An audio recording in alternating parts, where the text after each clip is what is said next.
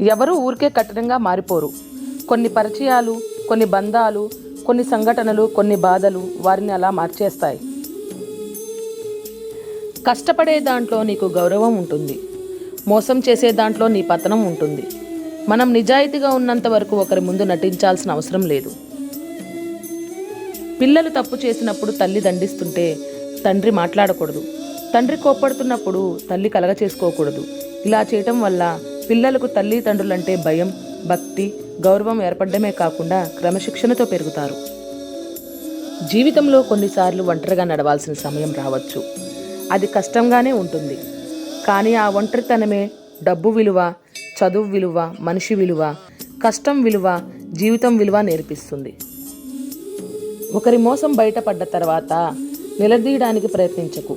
ఎందుకంటే వాళ్ళు చేసేది కరెక్టే అని సమర్థించుకోవటానికి, తిరిగి నీపై నిందలు వేయటానికి వెనుకాడరు. మనకు ఉన్నదాన్ని నిర్లక్ష్యం చేస్తూ లేని దానికోసం ఆరాటపడితే ఉన్నంతకాలం మనం ఎప్పటికీ సంతోషంగా ఉండలేం.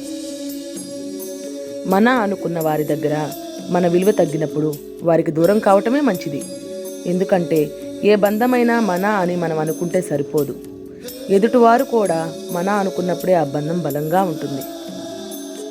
మన సమస్యలు ఇతరులతో చెప్పకుండా ఉండటం మంచిది. ఇతరుల సమస్యలో మనం తలదూర్చకుండా ఉండటం చాలా మంచిది. చెప్పుడు మాటలు వినకుండా ఉండటం ఎంతో మంచిది. ఎవరైనా నీ దగ్గరికి వచ్చి ఇతరుల గురించి చెడుగా చెప్తే సంతోషించకు.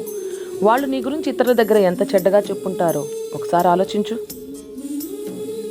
ఒకరి గురించి పూర్తిగా తెలిస్తేనే మాట్లాడాలి, లేదంటే తెలుసుకుని మాట్లాడాలి. అంతేగాని తెలియకుండా ఏది పడితే అది మాట్లాడకూడదు.